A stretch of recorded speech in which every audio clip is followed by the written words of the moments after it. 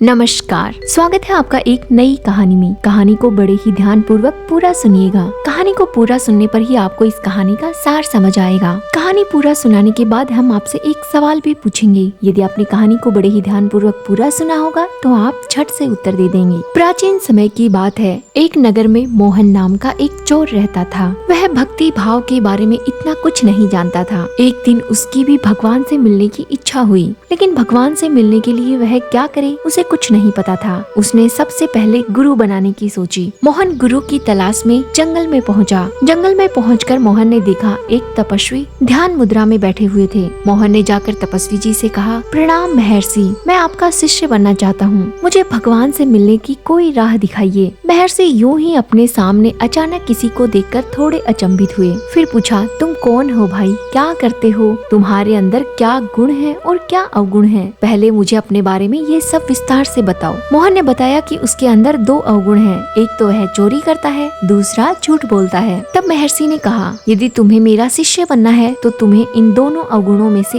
एक अवगुण छोड़ना पड़ेगा। मोहन ने कहा, महाराज, मैं चोरी करना तो नहीं छोड़ सकता क्योंकि इससे मैं अपने परिवार का भरण पोषण करता हूँ, लेकिन हाँ, मैं झूठ बोलना छोड़ सकता हूँ। महर्षि ने कहा, ठीक है, यदि तुम झूठ बोलना छोड़ दोगे तो मैं तुम्हें अपना शिष्य बना लूंगा। अब ऋषि मोहन को शिक्षा देने लगे। मोहन रोज ऋषि से शिक्षा ग्रहण करने आते। एक दिन मोहन ने सोचा कि क्यों न मैं एक लंबा हाथ मारूं, ताकि कुछ दिन मुझे इस चोरी चकारी के झंझट से मुक्ति मिल जाएगी और मेरे परिवार का भरण पोषण भी अच्छे से हो पाएगा। मोहन ने राजा के घर में चोरी करने की सोची। मोहन ने पूरा प्लान तैयार किया कि राजा के घर में कैसे चोरी की जाए। शाम के समय मोहन पहुंच गया राजा के महल में चोरी करने के लिए। नगर के राजा भी बहुत दयालु और बुद्धिमान थे। वो शाम के समय वेश बदलकर नगर भ्रमण पर जाया करते थे ताकि उन्हें पता चल सके नगर में क्या समस्याएं चल रही हैं, नगरवासी अपने राजा के बारे में क्या सोचते हैं, क्या बोलते हैं, उनके राजा के बारे में क्या विचार हैं। राजा वेश बदलकर नगर भ्रमण के लिए जा रहे थे।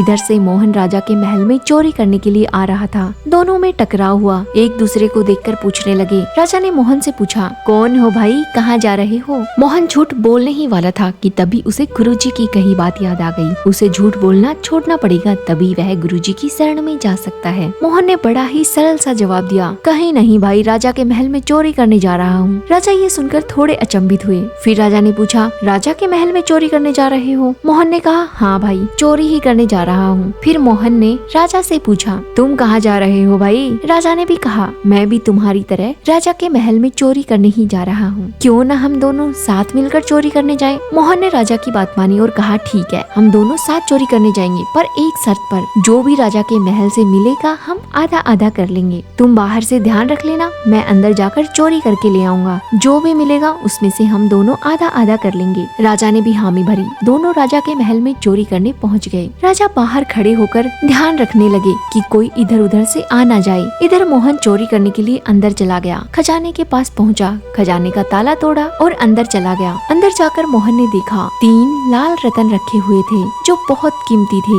ये समुद्र की गहराइयों से लाए गए थे। इनकी कीमत अरबों खरबों में थी। मोहन ने सोचा, तीनों लेकर चलता हूँ, लेकिन फिर उसे याद आया कि बाहर मेरा एक साथी भी खड़ा है और हम दोनों के बीच तो तय हुआ है कि जो भी मिलेगा उसमें से आधा आधा होगा। क्यों न मैं 2 ही लाल रतन ले जाऊं। अगर तीसरे रतन को तोड़कर आधा किया तो इसकी कीमत ही खत्म हो जाएगी। चलो, मैं 2 रतन लेकर जाता हूँ। मोहन ने वहाँ से 2 लाल रतन उठाए और बाहर आ गया। बाहर राजा इंतजार ही कर रहे थे। राजा ने पूछा, कोई दिक्कत तो नहीं हुई, क्या चुरा कर लाए। मोहन ने कहा, बहुत कीमती चीज लेकर आया हूँ, चलो बाहर चलते हैं पहले। दोनों राजा के महल से बाहर आ गए। मोहन ने राजा को बताया कि वहाँ पर 3 लाल रतन रखे हुए थे, लेकिन मैं तो 2 ही लेकर आया हूँ। अगर तीसरे को आधा आधा करते तो उसकी कीमत शून्य हो जाती। चलो, एक रतन तुम रख लो, एक मैं रख लेता हूँ, फिर कभी मिलेंगे। तब राजा ने मोहन से पूछा कि तुम कहाँ रहते हो। मोहन कुछ बोलता उससे पहले ही उसे याद आया कि उसने झूठ बोलना छोड़ दिया है। उसने बिल्कुल सही सही जवाब दिया और राजा को सब सच सच बता दिया। मोहन ने बताया कि मैं इस नगर के बाहर वाली गली में रहता हूँ, मेरा नाम मोहन है। फिर मोहन ने राजा से पूछा, तुम कहाँ रहते हो भाई, कहाँ से आए हो। राजा ने मोहन को बताया कि मैं तो बगल वाले गाँव से आया हूँ, तुम कभी उधर आओगे तो मुझे याद कर लेना, मिलकर फिर कभी चोरी करेंगे। दोनों ने एक दूसरे को अलविदा कहा और चले गए। इधर राजा अपने महल में आकर सो गए। सुबह होती है। कोषाध्यक्ष खजाने का ताला खोलने के लिए जाते हैं। ताला टूटा हुआ है, खजाने का दरवाजा खुला हुआ है। ये सब देखकर कोषाध्यक्ष जोर जोर से चिल्लाने लग जाते हैं, चोरी हो गई, चोरी हो गई। राजा के महल में भीड़ इकट्ठी हो जाती है।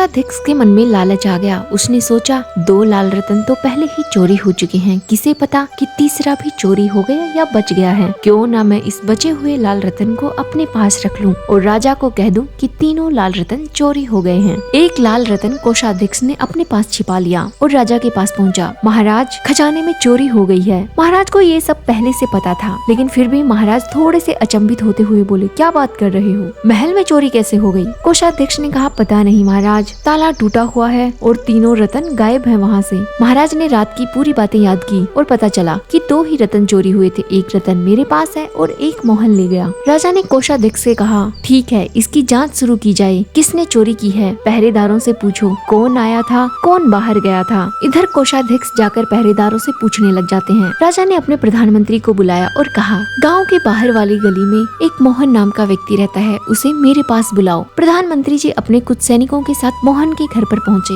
और जाकर कहा, तुम्हें राजा ने बुलाया है, अभी हमारे साथ चलना होगा। मोहन डर गया। उसे लगा, राजा को कैसे पता चला मेरी चोरी के बारे में, जाने मुझे क्या सजा मिलेगी। वह डरता डरता राजा के महल में पहुंच गया। राजा ने मोहन से पूछा, तुमने कल रात चोरी की थी? मोहन ने झूठ बोलना बिल्कुल छोड़ दिया था। उसने कहा, जी महाराज, मैंने कल रात आपके महल में चोरी की थी। राजा ने फिर पूछा, क्या तुमने 3 लाल रतन चुराए थे? मोहन ने कहा, नहीं महाराज, तीनों लाल रतन वहीं रखे थे, लेकिन मैंने 2 ही चुराए, क्योंकि मेरे साथ मेरा एक साथी भी था और हमारे बीच में ये तय हुआ था कि जो भी मिलेगा उसे आधा आधा कर लेंगे। अगर मैं तीनों चुराता तो तीसरे रतन की कीमत 0 हो जाती, इसलिए मैंने सिर्फ 2 रतन चुराए और हम दोनों ने एक एक आपस में बांट लिए। मेरा साथी यहीं पास वाले नगर में रहता है, आप उससे भी पूछ सकते हैं। राजा मोहन की बात सुनकर बहुत खुश हुए। मोहन ने अपनी जेब में रखे हुए लाल रतन को निकालकर राजा के सामने पड़ी मेज पर रख दिया। फिर राजा ने भी दूसरा लाल रतन अपनी जेब से निकाला और उसी मेज पर रख दिया जहाँ मोहन ने पहले लाल रतन रखा था। 2 लाल रतन तो मिल गए, अब थी तीसरे लाल रतन को खोजने की बारी। उन्होंने कोषाध्यक्ष को बुलाया और अपने सिपाहियों को कोषाध्यक्ष की तलाशी लेने के लिए कहा। तीसरा रतन कोषाध्यक्ष की जेब से निकला। राजा ने कोषाध्यक्ष को कड़ी से कड़ी सजा देने का आदेश दे दिया। इधर राजा ने मोहन को अपना कोषाध्यक्ष बनाने की घोषणा कर दी, लेकिन मोहन ने राजा से कहा, महाराज मुझे क्षमा करें, मुझे नहीं पता था कि मेरे गुरुदेव की शिक्षा में इतनी सच्चाई है। उन्होंने मुझे सिर्फ एक गलत आदत छोड़ने के लिए कहा और उस गलत आदत के छोड़ने से मैं कोषाध्यक्ष के पद तक पहुंच गया। यदि मैंने चोरी करना और छोड़ दिया तो शायद मैं भगवान को पा जाऊंगा। मुझे कोषाध्यक्ष नहीं बनना है, मुझे अपने गुरुदेव की शरण में जाना है। इतना कहकर मोहन राजा से आज्ञा लेकर वहाँ से चला गया। मोहन ने अपने गुरुदेव की शरण में आकर शिक्षा लेना शुरू कर दिया। बाद में मोहन एक बहुत ही विद्वान व्यक्ति बन गए और उन्होंने अपनी इस कहानी से बहुत से लोगों को प्रेरित किया। इस कहानी से भी हमें यही शिक्षा मिलती है, कई बार हमारी ये छोटी छोटी गलत आदतें बहुत बड़ा नुकसान करवा देती हैं और इन छोटी छोटी गलत आदतों को छोड़ने से हम बहुत कुछ पा सकते हैं। यदि हम इन गलत आदतों को छोड़ दें तो शायद हम जीवन में कुछ पा जाएं। बुरी आदतों को छोड़ने पर जो आपको आत्मविश्वास और आत्म सम्मान की प्राप्ति होगी, उसके सामने किसी भी तारीफ की कोई जगह नहीं है। सही मार्ग पर चलने से तुरंत संतुष्टि मिलती है, साथ ही आपको लंबे समय पर भी इसके लाभ मिलते हैं। वह व्यक्ति सच्चा और आत्मविश्वासी बन जाता है जो अपनी गलतियों से सीखता है। मोहन ने अपनी गलत आदतों को छोड़कर भक्ति का मार्ग चुना। सही मार्ग चुनने पर मोहन को आत्म संतुष्टि की प्राप्ति हुई। अब बारी है आज के सवाल की, मोहन में कौन कौन सी गलत आदतें थी? यदि आपने कहानी को बड़े ही ध्यान पूर्वक पूरा सुना है तो आप झट से इसका उत्तर दे देंगे। सवाल का जवाब कमेंट करके बताएं। साथ ही ये भी बताएं कि कहानी कैसी लगी। ऐसी ही प्यारी प्यारी कहानियों को सुनने के लिए हमारे चैनल को जरूर सब्सक्राइब करें। धन्यवाद।